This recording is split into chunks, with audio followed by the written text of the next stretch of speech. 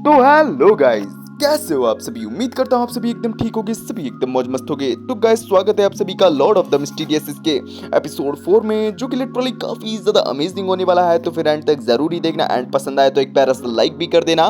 तो गाइस, बिना टाइम फोड़े सीधे ही बढ़ते अपने एपिसोड की तरफ। एपिसोड की स्टार्टिंग में हमें एक आवाज सुनाई जाती है, जो कि अपने सामने बैठा एक काफी डरा हुआ बंदे से बोल रही होती है, तेरी आत्मा के टुकड़े टुकड़े करना ही तुझ पर काफी बड़ा रहम होगा। भाई वो बंदा बोल रहा होता है, प्लीज ऑनरेबल ऑरेकल, मुझ पर थोड़ा रहम कीजिए एंड मुझे अपने पक्ष में कुछ तो बोलने की इजाजत दीजिए। एंटीगोनस फैमिली की नोटबुक सच में काफी ज्यादा अजीब है। हम कुछ भी कर लें भाई, जैसे ही वो हमारे हाथों में आती है वो एक आम नोटबुक बन जाती है। इसीलिए हमने कुछ बलि के बकरों को तैयार किया।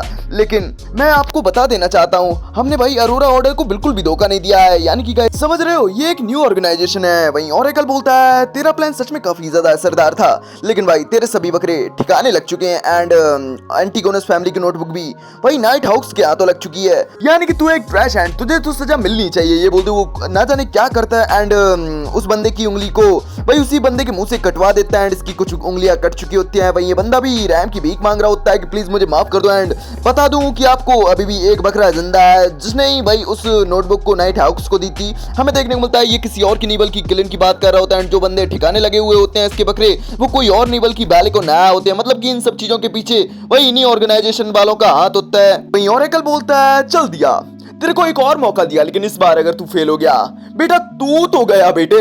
हमें देखने को मिलता है, हमें ऑरेकल की शक्ल नहीं दिखाई जाती है। जिस बंदे से ये बात कर रहा होता है उस बंदे की भी पूरी शक्ल नहीं दिखाई जाती। बस इतना जान लो कि भाई उस बंदे की उंगलियां कट चुकी हैं। तभी हमारा सीन शिफ्ट होकर हमें किलन की तरफ का सीन दिखाया जाता है, जो कि दद्दू नियल से मिलने आया होता है। जहां दद्दू नियल बोल रहे होते हैं, तो बेटे फाइनली तू आ ही गया। वहीं किलन विलायक, तो दद्दू आज हम क्या सीखने वाले हैं। वहीं दद्दू विलायक, आज मैं तुम्हें मिस्टिज्म नॉलेज के बारे में सिखाने वाला हूँ, जिसको कि भाई रिचुअलिस्टिक मैजिक भी कहते हैं। लो सीक्वेंस बियॉन्डर भाई रिचुअलिस्टिक मैजिक को भाई ताकत एंड मदद पाने के लिए करते हैं। एंड इसके लिए सबसे पहले तुम्हें अपने कुछ सामानों को तैयार करना पड़ता है। और हम देखते हैं दद्दू ने तो पहले ही सामानों को तैयार कर रखा होता है, जिसमें कि कुछ कैंडल कटोरा वगैरह होता है। हमें देखने को मिलता है दद्दू बोलते हैं, चलो ठीक है मैं इसको शुरू करने वाला हूँ, तुम्हें बस देखकर इस चीज को ऑब्जर्व करना है। हमें देखने को मिलता है दद्दू कुछ अजीब सी चीज करते हैं, जिससे कि आसपास एक स्पिरिचुअल बैरियर बन चुका होता है, जिसे देखकर तो भाई किलन भी एकदम हिला हुआ होता है कि यार मुझे दिख तो नहीं रहा, लेकिन मुझे लग रहा है कि भाई हम लोग किसी बैरियर के अंदर आ चुके हैं। भाई दद्दू बोलते हैं, देखो रिचुअलिस्टिक मैजिक की कुछ बाउंडेशंस भी होती हैं। कभी भी तुम्हें भाई अदर पावर की एंटिटी से बात वगैरह बिल्कुल भी नहीं करनी है, नहीं तो इससे तुम खतरे में पड़ सकते हो एंड नरक की गहराइयों में ढकेल दिए जाओगे, जहां तुम्हें अपनी मौत तक इंतजार करना पड़ेगा। फिर भी तुम्हें मौत नसीब नहीं होगी। वहीं किलन भी काफी डर चुका होता है कि क्या पढ़ू यार, काय को बच्चे को डरा रहा है। हमें देखने को मिलता है ओल्ड मैन अपने रिचुअल को स्टार्ट कर चुके होते हैं, जहां वो अजीब सी मंत्र वगैरह को पढ़ रहे होते हैं। एंड जैसे ही उनका मंत्र कंप्लीट होता है, अजीब वो पेपर को पकड़ के बोलने लगते हैं कि गॉडेस, मेरे 3 पाउंड्स का कर्जा है, प्लीज मुझे उसे पटाने के लिए पैसे दीजिए। हमें देखने को मिलता है ये बोलते हुए अपने आप ही पन्ना जल जाता है, जिसे देखकर तो भाई हमारा किलन भी एकदम हिला हुआ होता है कि यार इसमें 3 पाउंड्स कहां से आ गए बे। वहीं हमें देखने को मिलता है किलन एंड बुढ़ऊ दोनों ही अब मार्केट में आ चुके होते हैं, जहाँ किलन बोल रहा होता है, तो अब आपके कर्जे का क्या। भाई बुढ़ऊ बोला कि यार तू यंग लड़का भी ना, यार सच में यंग लोग को तो सब्र ही नहीं होता। मुझे इसी जगह का एहसास हो रहा है, तुम्हें जल्दी ही पता चल जाएगा कि मैं यहाँ पर काय को आया हूँ। हमें देखने को मिलता है बुढ़ऊ जैसे ही आगे आता है, उसे किसी का वॉलेट डला हुआ देखने को मिलता है एंड वो उसे उठा लेता है। हमें देखने को मिलता है इसमें सच में काफी ज्यादा अमाउंट में पैसे वगैरह पड़े हुए होते हैं, जिसे देखकर तो भाई किलन भी एकदम मिल जाता है कि सच में यार इसका रिचुअल तो काम कर गया बे। और तो और ये बटुआ भी किसी नॉर्मल बंदे का नहीं लगता, बल्कि किसी रईस आदमी का लगता है। एंड जैसा कि इसने सोचा होता है, तभी वहां पर एक कैरेज आ जाता है, जिस बंदे का ये बटुआ होता है वो भी इस बटुए को देख लेता है, पहचान लेता है कि दद्दू ये बटुआ हमरा है, प्लीज हमको वापस कर दो। वहीं किलन भी काफी ज्यादा खुश हो जाता है कि अब बताओ कि आपके रिचुअल का क्या हुआ। वहीं ओल्ड मैन भी समझ चुका होता है कि लगता है अभी किलन को पूरी तरीके से उस पर भरोसा नहीं हुआ है। वहीं दद्दू तो बिना कुछ बोले उस बंदे का बटुआ दे देते हैं। वहीं वो बंदा भी हमारे दद्दू से काफी ज्यादा खुश हो जाता है एंड वो 30 पाउंड्स को खुशी खुशी एंड टिप के तौर पर हमारे दद्दू को दे देता है कि सच में आप काफी ज्यादा काइंड पर्सन है, प्लीज आपकी काइंडनेस के लिए मुझे इतना तो करने दीजिए। हमें देखने को मिलता है दद्दू भी खुशी खुशी उस अमाउंट को ले लेते हैं, जिसे देखकर तो भाई किलन भी एकदम मिल जाता है कि यार इन्होंने 30 पाउंड्स ही तो मांगे थे एंड इनको मिल भी गया। यार बुढ़ऊ तो काफी कमाल का निकला बे। वहीं बुढ़ऊ बोला कि यार मैं देख सकता हूँ किलन, अभी भी तुम्हारी आंखों में पूरी तरीके से भरोसा नहीं है, बल्कि मैं इसे तुम्हारी मूर्खता कहूंगा। क्या तुम्हें मिस्ट्री प्रेयर की मोटो नहीं पता है? भाई जो करना है करो, बस किसी को हार्म मत पहुंचाना।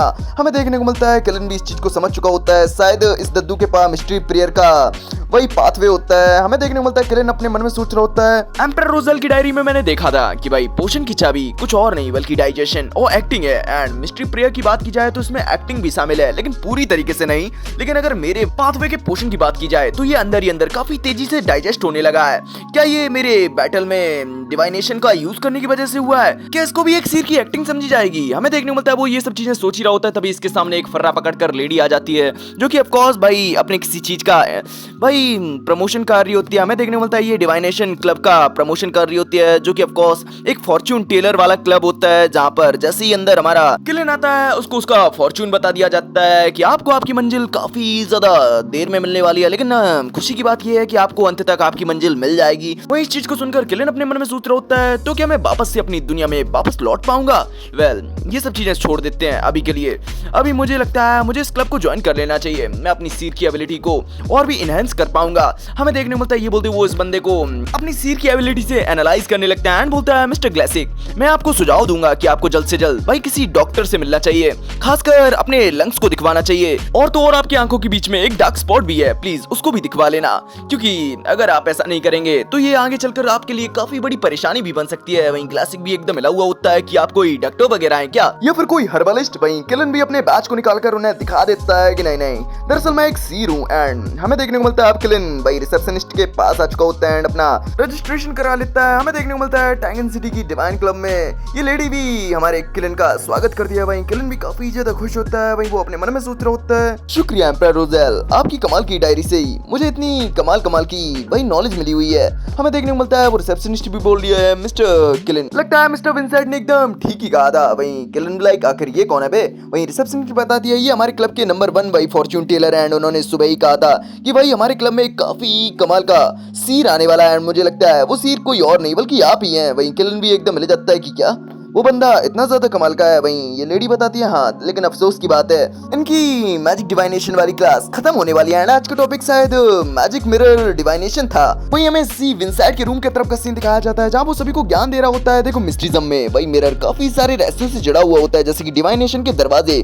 अगर तुम लोग सतर्क नहीं रहोगे तो इसका नतीजा बुरा भी हो सकता है। इसी वजह से हम लोगों को थोड़ा सतर्क रहना चाहिए। ये बोलते वो लोग अजीब से रिचुअल को परफॉर्म करने लगते हैं। विंसेंट बोलता है, बहुत अच्छे, देखो मैजिक मिरर डिवाइनेशन जैसे रिचुअल मैजिक में भाई हम 3 डिस्क्रिप्शन के मंत्र बोलते हैं ताकि हम लोग 7 ऑर्थोडॉक्स गॉड्स को दर्शा सकें। हम लोग एवरनाइट गॉडेस के भक्त हैं एंड हम लोग हमेशा ही उन्हें पूछते रहेंगे।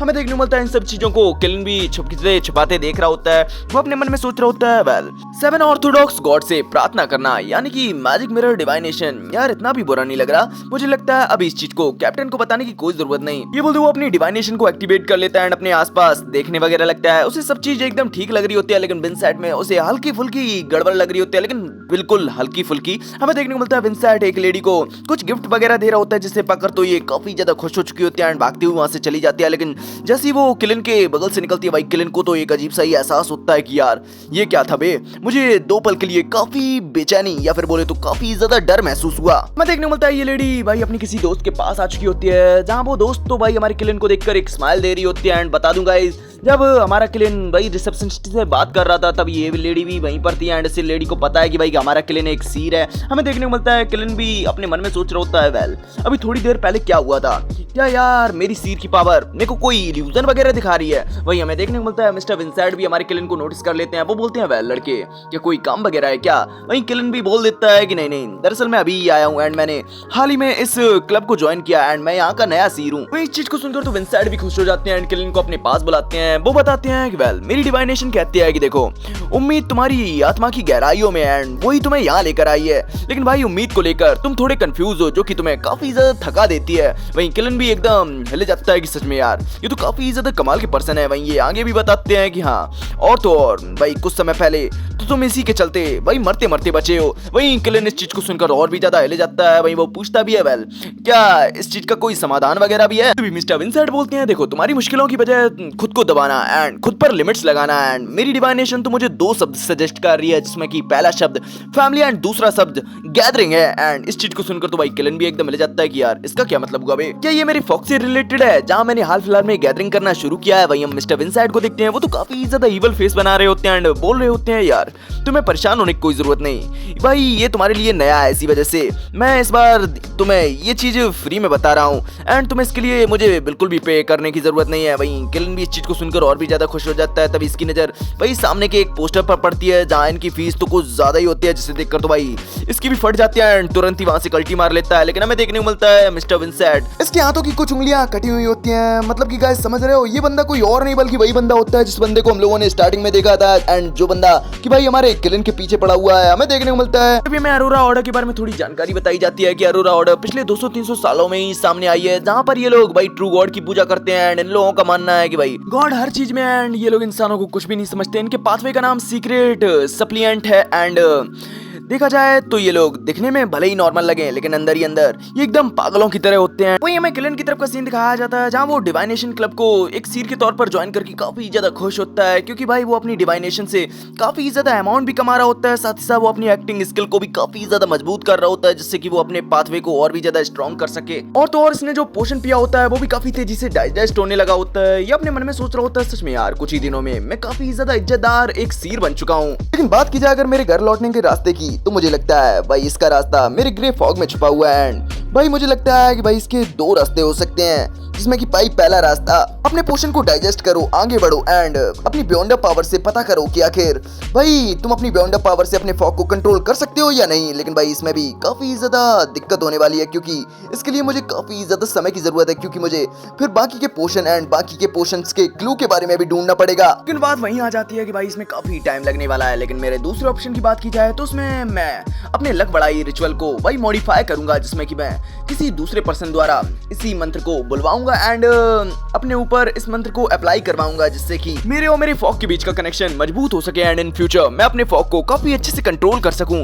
हमें देखने को मिलता है अब वो इस रिचुअल के भाई मंत्र वगैरह को सोचने लगता है कि भाई कुछ मंत्र वगैरह भी तो होना चाहिए। इसके लिए वो खुद से ही मंत्र को लिखने लगता है, जिसमें कि वो लिखता है द फूल, जो कि इस दुनिया का नहीं है, नीले काले का सम्राट एंड भी बहुत सारी चीजें लिखता है। लेकिन तभी उसे एहसास होता है कि भाई कोई इसी के रूम की तरफ आ रहा है। इनफैक्ट वो इसके रूम के बाहर ही आ चुका है। हमें देखने को मिलता है जैसे ये अपना रूम खोलता है, उसे देखने को मिलता है ये कोई और नहीं बल्कि मालिशा होते हैं, मतलब कि उसकी बहन ही होती है एंड किसी खिलौने के साथ खेल रही होती है। हमें देखने को मिलता है वो भी जैसे ही अपने भैया को देखती है वो भी काफी ज्यादा खुश हो जाती है। वो बोलती है देखिए मैंने कितनी शानदार चीज बनाई है। हमें देखने को मिलता है ये कछुआ टाइप खिलौना होता है, जिसे देखकर तो भाई किलन भी बोलने लगता है यार तुमने तो बस एक कछुए को बनाया है, लेकिन फिर भी ये काफी ज्यादा अच्छा है। वहीं इस चीज को सुनकर तो मेलिशा थोड़ी सी सैड हो जाती है। वो बोलती है नहीं नहीं मैंने एक पपेट बनाया है। वहीं किलन अपने मन में सोचता है यार पपेट कम, ये तो कछुआ ज्यादा लग रहा है। हमें देखने को मिलता है अब किलन के अपने डिवाइनेशन क्लब में जाने का टाइम हो चुका होता है, इसी वजह वो जाने ही वाला होता है। वहीं उसकी बहन उसे रोक देती है कि यार तुम फिर से यहाँ से जाने वाले हो। वहीं किलन भी लाइक हाँ मुझे जाना ही पड़ेगा। वहीं बहन भी बोलती है वेल काम करना अच्छी बात है, लेकिन थोड़ा रिलैक्स भी कर लिया करो। वैसे मेरी दोस्त सेलिना का इसी संडे बर्थडे है एंड मैं चाहती हूँ कि मैं अपनी पूरी फैमिली के साथ जाऊँ, इसी वजह से मैं चाहती हूँ कि प्लीज अगर आप संडे को फ्री हो तो आप भी हमारे साथ चलो। वहीं किलन भी अपने मन में सोचना होता है फैमिली के साथ एक गैदरिंग में जाना। भाई ये तो वही दोनों शब्द हैं जो कि भाई मुझे उसी विंसेंट ने बोले थे, क्या मुझे वहां जाकर कुछ क्लू वगैरह मिल सकता है। हमें देखने को मिलता है किलन भी इस चीज के लिए मान जाता है एंड हमें देखने को मिलता है किलन अपनी फॉग वाली दुनिया में आ चुका होता है, जहाँ पर हैंग्रिड एंड जस्टिस भी आ चुके होते हैं। हम किलन को देखते हैं वो अपनी बियॉन्ड पावर को एक्टिवेट कर देता है, जहाँ वो जैसे ही हैंग्रिड की तरफ देखता है उसे पता चल चुका होता है हैंग्रिड भाई एक तूफानों और लहरों से घिरे हुए काफी गहरे नीले समुद्र की तरह है। वहीं इस लेडी की बात की जाए तो ये काफी ज्यादा शांत एंड सरल स्वभाव की है। वहीं वो इसे कांग्रेचुलेट भी करता है क्योंकि इसने फाइनली अपने पाथवे को अनलॉक कर लिया होता है। इसके पाथवे का नाम स्पेक्टेटर पाथवे होता है। हमें देखने को मिलता है जस्टिस भी हमारे किलन का शुक्रिया बोलती है, साथ ही साथ हैंग्रिड का भी, क्योंकि भाई इसी ने तो पोषण दिया होता है। हमें देखने को मिलता है जैसे ये सब हो जाता है तभी अचानक से इसके पीछे एक अजीब सा ड्रैगन का सिंबल बन जाता है एंड हैंग्रिड के पीछे भी एक अजीब सा सिंबल बन चुका होता है। वहीं किलन भी ये सब चीजें देख रहा होता है कि यार क्या ये इनके पाथवे का सिंबल है, तो फिर भाई मुझे भी एक सिंबल मिलना चाहिए। हमें देखने को मिलता है किलन भी अपने सिंबल को कंसंट्रेट करने लगता है एंड अचानक से भाई इसके पीछे भी एक काफी तगड़ा सा सिंबल बन चुका होता है, जो कि सच में काफी ज्यादा डिफिकल्ट लग रहा होता है। मतलब कि काफी सारी लकीरें एंड उसके बीचों बीच एक बिना पतली वाली आंख, जिसे देखकर तो भाई ये भी एकदम लग चुका होता है कि बिना पतली वाली आंख भाई छुपने को दर्शाता है एंड ये टेढ़ी मेढ़ी लाइन है भाई बदलाव को दर्शाती है। पर ये दोनों ही अधूरे हैं एंड एक दूसरे से भाई अटैच काय को हैं। हमें देखने को मिलता है अब ये इन दोनों से बोलने लगता है कि वेल गैदरिंग स्टार्ट हो चुकी है, तुम लोग दिल खोलकर जो पूछना चाहो पूछ सकते हो एंड मैं जो पूछूंगा उसका भी तुम लोगों को जवाब देना पड़ेगा। वहीं जस्टिस बोलती है ऑफ कोर्स, वैसे मिस्टर फूल मैं आपसे एंड मिस्टर हैंडग्रेड से भाई 3 सवाल पूछना चाहती हैं एंड ऑफ कोर्स मैं इसके आपको पैसे भी दूंगी। वैसे मेरा पहला सवाल है कि स्पेक्टेटर बनने के बाद कोई चीज है जो कि मुझे ध्यान में रखनी चाहिए। वहीं हैंडग्रेड बताता है देखो स्पेक्टेटर का काम ही होता है देखना, तुम्हें अपने एटीट्यूड को मेंटेन करना पड़ेगा एंड छोटे छोटे क्लू से भाई तुम लोगों के उनके मन में क्या चल रहा है वो काफी इजीली पहचान सकती हो। और तो और तुम्हें अपने पोशन की पावर को भी जल्द से जल्द मास्टर करना पड़ेगा, साथ ही साथ तुम्हें अपने पोशन के नाम के भाई क्लू को भी समझना पड़ेगा कि आखिर ये नाम क्या दर्शाता है, जिससे कि तुम भाई काबू खोने से भी बच सकती हो। हमें देखने को मिलता है किलन भी ये सब चीजें समझ रहा होता है एंड सुन रहा होता है, लेकिन उसे ये चीज एकदम पॉइंटलेस लगती है। इसी वजह से ये बीच में बोल पड़ता है कि देखो अभी तुम इस चीज के बारे में कुछ भी नहीं जानते, देखो आगे बढ़ने की चाबी भाई इसे मास्टर करने में नहीं बल्कि इसे डाइजेस्ट करने में एंड इसे ढूंढने में नहीं बल्कि एक्टिंग करने में है। देखो सिंबल का नाम सिर्फ नाम ही नहीं बल्कि एक काफी बड़ी तस्वीर है जिसे तुम लोगों को जल्द से जल्द पहचानना पड़ेगा आगे बढ़ने के लिए। वही हैंडग्रेड को तो ये बातें काफी ज्यादा नॉलेजफुल लगती हैं, इसी वजह से वो किलन का शुक्रिया बोलने लगता है कि आपका बहुत बहुत शुक्रिया मिस्टर फूल, आपकी वजह से मुझे सच में काफी ज्यादा ज्ञान मिल गया है। वहीं किलन भी बोलता है चलो अब इसे आगे जारी रखा जाए। वहीं जस्टिस बोलती है चलिए मेरा दूसरा सवाल, अगर सीक्वेंस 9 के पोशन को भाई अगर कोई जानवर वगैरह पी ले तो भाई आगे क्या होएगा। हमें देखने को मिलता है इस चीज को सुनकर तो भाई हैंडग्रेड एंड किलन दोनों ही एकदम ले जाते हैं कि यार ये क्या बोल रही है। वहीं ये बताती है कि दरअसल काम करते करते मेरा ध्यान नहीं रहा एंड मेरे पालतू पेट ने भाई मेरे 9th सीक्वेंस के एक पोशन को पी डाला। वहीं हैंडग्रेड बोलता है देखो काफी हाईली चांसेस हैं कि वो तुरंत ही ठिकाने लग जाएगा या फिर सेकंड चांसेस हैं कि वो मॉन्स्टर बन जाए, लेकिन अगर इन दोनों में से कुछ भी नहीं होता है तो हो सकता है वो कोई एनिमल बियॉन्डर बन जाए। हमें देखने को मिलता है इस चीज को सुनकर तो भाई ये भी एकदम खुशी हो चुकी होती है, मतलब कि गाइस मतलब वो पैट ठिकाने नहीं लगा होता। हमें देखने को मिलता है तभी अपना तीसरा सवाल पूछती है कि भाई बियॉन्ड किंगडम की royal family and Nobel family भाई वहाँ की चीजों में भाई बदलाव लाना चाहते हैं, इसी वजह से मैं आपसे पूछना चाहती हूँ। दरअसल मेरे डैड वहाँ की रॉयल फैमिली का मानना है कि भाई हमारे एम्प्लॉयज काफी ज्यादा करप्टेड हो चुके हैं एंड वो हमारे रिसोर्सेज में काफी ज्यादा घपला कर रहे हैं, इसी वजह से हम लोग भाई नए एम्प्लॉयज को हायर करना चाहते हैं। तो आखिर हम लोगों को ट्रस्टेड एम्प्लॉय कहाँ से मिल सकते हैं। वहीं किलन बोलता है ये तो काफी ज्यादा इजी है, तुम लोगों को एक टेस्ट हायर करना चाहिए जो कि एकदम निष्पक्ष होना चाहिए, मतलब कि वो लोग भाई किसी की भी साइड नहीं ले सकते हैं। अगर इसमें चाहें तो अमीर लोग तो ले ही सकते हैं भाग, लेकिन अगर गरीब लोग भी चाहें तो वो भी भाग ले सकते हैं। जो भी बंदा जीतेगा तुम लोगों को काफी अच्छे एम्प्लॉय मिल सकते हैं। हमें देखने को मिलता है इस चीज को सुनकर तो भाई जस्टिस भी काफी ज्यादा खुश हो जाती है एंड द फूल का शुक्रिया बोलने लगती है, मतलब कि किलन का शुक्रिया बोलने लगती है। वहीं वो पूछती भी है तो आखिर आपने हम लोगों को आज काय को बुलाया है। वहीं किलन बोलता है वेल आज मैं तुम लोगों को एक असाइनमेंट देने वाला हूँ जिसमें कि तुम लोगों को रोजली गस्तब की सीक्रेट डायरी को ढूंढना है। हम देखते हैं इस चीज को सुनकर तो हैंडग्रेड एकदम मिल जाता है कि क्या ये उसको पढ़ सकते हैं, अगर ये उसे पढ़ सकते हैं तो सच में ये तो काफी ज्यादा कमाल के पर्सन है। वहीं किलन बोलता है इसके अलावा भी मुझे तुम लोगों की एक और चीज में मदद चाहिए। वहीं हैंडग्रेड बोलता है बस आप हुक्म कीजिए। वहीं किलन बोलता है देखो संडे को तुम्हें एक रिचुअलिस्टिक मैजिक को परफॉर्म करना है, मैं जानता हूँ कि तुम लोग ये कर सकते हो एंड इस बार अच्छे सपने के लिए प्रार्थना करना, और अगर तुम ये चीजें सफलतापूर्वक कर लेते हो तो हम लोग अपनी इस गैदरिंग में हल्के फुल्के चेंजेस भी कर सकते हैं, जैसे कि तुम लोग कभी बाई चांस अनअवेलेबल भी हो जाते हो तो मैं तुम्हें छुट्टी भी दे सकता हूँ। हमें देखने को मिलता है इस चीज को सुनकर तो भाई जस्टिस काफी ज्यादा खुश हो जाती है। वो पूछती है तो आखिर मंत्र क्या है। हमें देखने को मिलता है किलन अपना मंत्र बताने लगता है द फूल जो कि इस जमाने का नहीं है, तुम हो ग्रीफॉक के ऊपर रहने वाले रहस्यमय राजा एंड इसी तरीके की वो काफी लंबी चौड़ी बातें करता है। मैं इतनी लंबी चौड़ी मैं नहीं बोलने वाला। हमें देखने को मिलता है हैंडग्रेड को तो ये बातें काफी ज्यादा डीपली लगती हैं एंड वो तो हमारे किलन को गॉड के समान बोलने लगता है कि सच में यार कहीं ये कोई गॉड वगैरह तो नहीं है। हमें देखने को मिलता है अब इन लोगों की मीटिंग खत्म हो चुकी होती है एंड किलन भी वापस से अपनी बॉडी में आ चुका होता है, मतलब कि जब ये फॉग वर्ल्ड में जाता है एंड इसकी सोल ही जाती है एंड इसकी बॉडी बस यहीं रह जाती है एंड वापस से अपनी बॉडी में आ चुका होता है। किलन अपने मन में सोच रहा होता है बस अब बस इस चीज को देखना है कि भाई ये चीज सक्सेसफुल होती है या नहीं। वैसे देखा जाए तो संडे को मेरी छुट्टी है एंड मैं किसी भी इमरजेंसी से निपटने के लिए तैयार हूँ। मतलब उसे लग रहा होता है कि भाई फैमिली गैदरिंग में एलिशा के दोस्त के घर कोई ना कोई लफड़ा हो सकता है, इसी वजह से वो खुद को प्रिपेयर कर रहा होता है। हमें देखने को मिलता है, देखते देखते कुछ और दिन बीत जाते हैं एंड ये लोग अपनी शॉपिंग वगैरह भी कंप्लीट कर लेते हैं एंड फाइनली वो दिन भी आ जाता है जहाँ सेलिना का बर्थडे होता है। मतलब कि संडे आ चुका होता है एंड ये लोग फाइनली सेलिना के घर आ चुके होते हैं। सेलिना तो अपनी दोस्त मेलिशा को देखकर काफी ज्यादा खुश होती है, इसी वजह से वो उसे गले लग जाती है एंड ये बड़े बड़े लोग यानी कि किलिन एंड उसका बड़ा भाई वैंसन भी भाई इसके डैड वगैरह से हाथ वगैरह मिला रहे होते हैं। वही हमें देखने को मिलता है ये दोनों ही सहेलियां तो काफी ज्यादा खुशी खुशी भाई घर के अंदर जा रही होती हैं। वही सेलिना तो बोल रही होती है, सच में यार तुम्हारे भाई तो कुछ ज्यादा ही हैंडसम है। वही किलिन अपने मन में सोच रहा होता है, इसे क्या लगा था हम लोग छिले आलू जैसे लगेंगे क्या। हमें देखने को मिलता है ये दोनों ही लेडीज भाई अपनी तीसरी दोस्त के पास आ चुकी होती हैं जिसका कि नाम एलिजाबेथ होता है एंड वो दोनों ही अपने भाइयों के बारे में बता रही होती हैं, मतलब कि किलिन एंड वैंसन के बारे में बता रही होती हैं। वही एलिजाबेथ तो हमारे किलिन को देखकर काफी ज्यादा खुश हो चुकी होती है क्योंकि ये लड़की कोई और नहीं बल्कि डिवाइनेशन क्लब में जो हमारे किलिन को देखकर स्माइल दे रही थी वही लेडी होती है। वही किलिन का भाई भी इस चीज को देखकर थोड़ा गलत समझ लेता है, वो बोलता है वाह वाह भाई जवानी का जोश बाबू भैया। वही किलिन भी एकदम मिल जाता है कि भैया क्या समझ रहे हो यार। हमें देखने को मिलता है पार्टी स्टार्ट हो चुकी होती है एंड किलिन अपने बॉयज में एंड लेडीज हैं अपनी गर्ल्स में भाई एंजॉय कर रही होती है। लेकिन हमें देखने को मिलता है एलिजाबेथ तो बार बार मुड़ मुड़ कर हमारे किलिन को ही देख रही होती है एंड किलिन की सिस्टर भी इस चीज को नोटिस कर लेती है। हमें देखने को मिलता है किलिन तो मस्त इस पार्टी को एंजॉय कर रहा होता है, तभी एलिजाबेथ ना जाने कहां से भाई इसके पास आ चुकी होती है एंड काफी धीरे से आवाज में बोलती है, वैसे मैंने नोटिस किया कि भाई तुम एक जीरो, इस चीज का पता तुम्हारी फैमिली वालों को भी नहीं है, लेकिन भाई कोई बात नहीं, मैं भी इस चीज को किसी और को बताने वाली बिल्कुल भी नहीं हूँ, ये हमारे बीच का सीक्रेट रहेगा। ये बोलते वहां से कल्टी मार लेती है। हमें देखने को मिलता है किलिन तो इस चीज को सुनकर काफी ज्यादा हिले जाता है कि यार ये क्या जबरदस्ती का कनेक्शन बना रही है। हमें देखने को मिलता है किलिन तो इतना ज्यादा हिले जाता है कि उसका खाना भी गिरने वाला होता है, लेकिन वो जैसे जैसे संभाल लेता है एंड तभी उसकी बहन भी उसके पास आ जाती है एंड बोलती है कि भैया थोड़ी तो शर्म कर लो यार, वो 16 साल की है। हमें देखने को मिलता है किलिन भी एकदम हिले जाता है, यार क्या समझ रही है यार, मैं थोड़ी ना उसके पास गया था। अभी हमारे सीन शिफ्ट में थोड़ी देर बाद का सीन दिखाया जाता है। पार्टी अभी भी चल रही होती है लेकिन ये तीनों ही लेडीज भाई एक रूम में आ चुकी होती है एंड सेलिना तो अपने एक मिरर को निकाल लेती है जिसको कि किसी और ने नहीं बल्कि विंसेंट ने दिया होता है एंड इसका कहना होता है कि मिस्टर विंसेंट ने कहा है कि मैं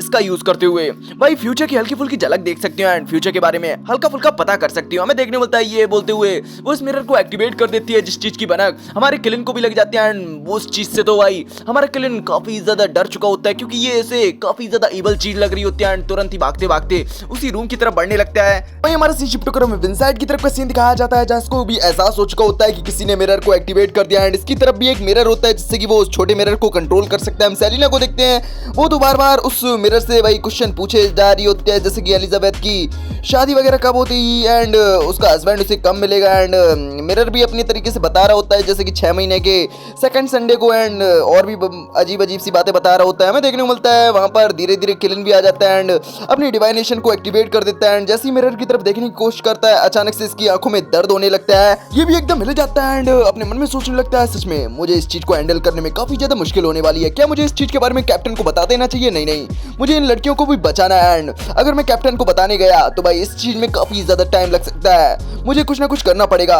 क्या मुझे दद्दू नैल की उसी रिचुअल को परफॉर्म करना चाहिए? लेकिन भाई उसके लिए भी सामान की जरूरत पड़ती है। लेकिन तभी उसकी नजर वही कमरे में कुछ कैंडल्स एंड कटोरे टाइप चीजों पर जाती है जिससे कि भाई इसकी सामान वाली प्रॉब्लम तो सॉल्व हो चुकी होती है। हमें देखने को मिलता है सेलिना तो काफी ज्यादा अजीब बिहेव कर रही होती है, ऐसा लग रहा होता है जैसे कि इस पर मिरर का फुल कंट्रोल आ चुका है एंड हमें देखने को मिलता है जैसा कि हम लोगों को लग रहा होता है एकदम वैसे ही होता है एंड मिरर टोटली इसकी बॉडी में एब्जॉर्ब हो जाता है एंड जैसे ही इसकी बॉडी से एरा निकलता है वही मेलिशा एंड एलिजाबेथ दोनों ही बेहोश हो चुकी होती हैं। वही ये बोल भी रही होती है मेलिशा आखिर तुम्हें क्या हुआ बे। हमें देखने को मिलता है ये काफी ज्यादा क्रिपी लग रही होती है। वही किलिन भी आ चुका होता है जो कि अपने ओवरनाइट स्लंबर वाले स्किल कार्ड को वही इसकी तरफ थ्रो कर देता है एंड जैसे ही वो कार्ड इस लेडी को लगता है वैसे ये लेडी वही अजीब सी पावर वाली वाइन में कैप्चर हो चुकी होती है। वही किलिन भी फटाफट वही अपने रिचुअल को परफॉर्म करने के लिए सामान को तैयार करने लगता है। हमें देखने को मिलता है थोड़ी देर में ये सभी सामान को इकट्ठा कर लेता है एंड अपने रिचुअल को परफॉर्म करने लगता है कि एंड बंड का टोला। हमें देखने को मिलता है ये सभी रिचुअल को परफॉर्म कर चुका होता है एंड इसका एक स्लिप भी बनकर तैयार हो चुकी होती है एंड बस स्लिप को यूज करने की बारी होती है। लेकिन भाई इतने में ही उस दूसरे बंदे यानी कि भाई विंसेंट को भी पता चल चुका होता है कि उस साइड लगता है कुछ ना कुछ लफड़ा हो रहा है ये अपनी और भी ब्लड एसेंस की पावर को डालने लगता है अपने साइड के मिरर में, जिससे कि भाई उस साइड की वो लेडी यानी कि सेलिना के अंदर जो मिरर होता है उसमें और भी पावर आने लगती है। एंड ये अपने उस वाइन से छूटकर वही हमारे किलन पर अटैक कर देती है। वहीं किलन भी जैसे तैसे बचा-बचाकर अपनी गन से इस लेडी पर शूट कर देता है, लेकिन इस लेडी पर घंटा भी फर्क नहीं पड़ता। एंड ये अपने लंबे लंबे बालों का यूज करते हुए किलन की गन को किलन से दूर कर देती है एंड किलन को कैप्चर कर लेती है, मतलब कि किलन को जकड़ लेती है अपने बालों से एंड उसकी बॉडी में अपने बालों को घुसेड़ने सी लगती है। वहीं किलन को भी काफी ज्यादा तकलीफ हो रही होती है एंड वहीं अपने मन में सोच रहा होता है यार ये तो मेरी स्पिरिचुअलिटी को एब्जॉर्ब कर रही है। वहीं ये लेडी भी बोलती है यानी कि इसके अंदर का लेडा, यार क्या बोले यार, विंसेंट बोलता है वेल तो कैसे हो मेरे पापी बली के बकरे, वैसे मेरी मास्टर की दी हुई दया में मिली हुई मौत से बच निकलने वाले तुम, जिसने कि भाई अब बियॉन्ड द पावर को भी हासिल कर लिया, जिसको कि ऐसा नहीं करना चाहिए था। मुझे बताओ कि आखिर एंटीगोनस फैमिली की नोटबुक में ऐसा क्या था, मुझे जानना है, जल्द से जल्द मुझे बताओ। अगर तुम ऐसा कर देते हो तो मैं तुम्हारी बहन एंड उसकी सभी दोस्तों को यहाँ से जाने दूंगा। हमें देखने को मिलता है किलन के पास तो भाई कोई ऑप्शन ही नहीं होता एंड वो धीरे धीरे कर बेहोश हो रहा होता है। इनफैक्ट वो बेहोश हो ही चुका होता है, लेकिन तभी अंदर से वही जस्टिस की वही किलन वाले रिचुअल वाली मंत्र को बोलने की आवाज सुनाई देती है कि द फूल, जो कि इस दुनिया का नहीं है। यही मतलब वो आगे कंटिन्यू कर रही होती है एंड इसकी आवाज भाई जैसे ही हमारी किलन की तरफ आती है, भाई किलन के अंदर तो एक अजीब सी पावर दौड़ पड़ती है एंड वो लेडी भी अपने बालों को हटा लेती है किलन से एंड उसके भी सर में काफी ज्यादा दर्द हो रहा होता है कि यार आखिर ये कौन बोल रहा है, आखिर मुझे इतनी तकलीफ काहे को हो रही है। भाई किलन भी समझ चुका होता है कि लगता है मिस जस्टिस ने अपने रिचुअल को परफॉर्म करना शुरू कर दिया। एंड गाइस बता दूं, जब ये लोग इन लोगों के घर आए थे तब उस बंदे हैंग्रिड ने भी अपने रिचुअल को कंप्लीट कर दिया होता है एंड मैं तब बताना भूल गया था। हमें देखने को मिलता है विंसेंट को भी पता चल चुका होता है कि इसका मिरर थोड़ा कमजोर पड़ रहा है, इसी वजह से अब ये अपने एक हाथ के पूरे ब्लड को ही सेक्रीफाइस कर देता है एंड काफी ज्यादा गुस्से में किलन मोलेती का नाम पुकारता है। वहीं हम किलन को देखते हैं, वो भी अब अपने उस स्लिप को पकड़ चुका होता है एंड एवरनाइट गॉडेस से प्रार्थना करने लगता है कि प्लीज सेलिना को वापस से नॉर्मल कर दीजिए एंड उसे प्योर कर दीजिए एंड उसकी अंदर की इंप्योरिटीज को भाई डिस्ट्रॉय कर दीजिए। हमें देखने को मिलता है जैसे ही उसने अपने रिचुअल को टोटली कंप्लीट किया होता है, उसके अंदर से तो एक काफी तगड़ी सी पावर निकलने लगती है, क्योंकि इस लेडी के अंदर मौजूद इवल पावर को भाई तुरंत ही सरपास कर देती है एंड इसकी सभी की सभी इवल पावर को एक कटोरे के अंदर कैद कर देती है। वही हमें देखने को मिलता है अब इस लेडी के अंदर से वो मिरर भी अपने आप ही निकल चुका होता है, जिसे देखकर तो भाई किलन भी उस मिरर को पर शूट कर उसे डिस्ट्रॉय कर देता है और अपने मन में सोच रहा होता है सच में इस फॉग वाले रिचुअल ने तो आज हम लोगों की जान बचा ली। वैसे देखा जाए तो मिस जस्टिस ने एकदम टाइम पर रिचुअल स्टार्ट किया था, लेकिन भाई मुझे कुछ भी कर अपनी फैमिली को प्रोटेक्ट करना ही पड़ेगा। मैं एक सीर हूँ, इस बारे में मैं अभी अपनी फैमिली को नहीं बता सकता, नहीं तो इससे वो लोग और भी खतरे में आ सकते हैं। मुझे जल्द से जल्द इनके लिए कुछ ना कुछ सेफ्टी के लिए बंदोबस्त करना ही पड़ेगा। मैं दूसरी तरफ विंसेंट की तरफ का सीन दिखाया जाता है, उसकी भी फट के 64 हो चुके होते हैं कि लगता है मैं अपने मिशन में नाकामयाब हो गया। अगर मिस्टर ऑरेकल को पता चला तो यार वो तो मेरी क्या ले लेंगे। ये बोलते वो आ ही रहा होता है, तभी उसके सामने अचानक से ऑरेकल प्रकट हो जाते हैं, मतलब कि अचानक से आ जाते हैं एंड बोलने लगते हैं बेटा मैंने तुझसे क्या कहा था बेटा, अगर तू फेल हो गया तो तू तो गया बेटे। ये बोलते वो उसकी जान निकाल लेते हैं। हमें थोड़ी देर बाद का सीन दिखाया जाता है जहाँ किलन अपने कैप्टन के साथ यहाँ पर आ चुका होता है एंड वो उसने सभी चीजों के बारे में बता दिया होता है कि मिस सेलिना का कहना है कि इस मिरर को भाई मिस्टर विंसेंट ने उन्हें दिया था बर्थडे गिफ्ट के लिए एंड मुझे लगता है कि विंसेंट किसी अदर ऑर्गेनाइजेशन से मिला हुआ है। हमें देखने को मिलता है जैसे ये लोग यहाँ पर आते हैं, इन लोगों को इसकी तरफ से भी काफी सारे टूटे हुए शीशों के टुकड़े देखने को मिलते हैं, जिनमें कि भाई उसी टाइप के कुछ अक्षर वगैरह लिखे होते हैं जो कि सेलिना के पास मिरर था। वहीं किलन ये बोल भी रहा होता है कि यार आखिर ये ट्रू क्रिएटर किस टाइप की एंटिटी है बे। हमें देखने को मिलता है तभी कैप्टन को अजीब सा एहसास होता है एंड वो एक अजीब सी जगह पर आ चुके होते हैं जहाँ एक काफी बड़ा जाइंट भाई उल्टा लटका हुआ होता है, कुछ जंजीरों से बंधा हुआ है एंड तभी अपना सीन शिफ्ट होकर हमें जस्टिस की तरफ का सीन दिखाया जाता है, जो कि भाई सो रही होती है। तभी उसको कुछ मेट्स वगैरह जगा देते हैं कि आपको एक मीटिंग वगैरह में जाना है। हमें देखने को मिलता है जस्टिस तो काफी ज्यादा आलस कर रही होती है, लेकिन फिर भी उसे मेड वगैरह तैयार कर देती है। हमें देखने को मिलता है ये काफी ज्यादा अच्छी लग रही होती है एंड खुश भी लग रही होती है। हमें देखने को मिलता है ये अपनी पपी के साथ खेलने वगैरह लगी होती है एंड काफी ज्यादा एंजॉय कर रही होते हैं। वहीं पपी को तो चक्कर आने लगते हैं एंड वो बोलने भी लगती है यार मेरे को तो चक्कर आ रहे हैं। वहीं जस्टिस बोलती है भाई कौन बोला बे। वहीं ये डॉग बोलती है ऑफ कोर्स मैं बोली। हमें देखने को मिलता है जस्टिस को तो विश्वास ही नहीं हो रहा होता। वहीं डॉग बोलती है मैं काफी दिनों से बोलना सीख चुकी हूँ एंड मैंने अब तक इसलिए नहीं बताया क्योंकि मैं एक डॉग हूँ। और गाइस इसी सीन के साथ हो जाता अपना ये एपिसोड यहीं फिनिश। वैसे गाइस आप लोगों को ये एपिसोड कैसा लगा कमेंट में जरूर बता देना, पसंद आया एक प्यारा सा लाइक कर देना, चैनल पर नए अभी तक सब्सक्राइब नहीं किया फटाफट चैनल को सब्सक्राइब करके बेल आइकन को ऑल पे सेट कर लेना, जिससे मेरे न्यू एपिसोड न्यू अपडेट्स का नोटिफिकेशन आप लोगों को पहले से पहले मिलता रहे गाइस। तो गाइस अब तुम्हारा भाई मिलेगा तुमसे नेक्स्ट एपिसोड के साथ, तब तक के लिए बाय बाय, सायोनारा, ख्याल रखिए अपना।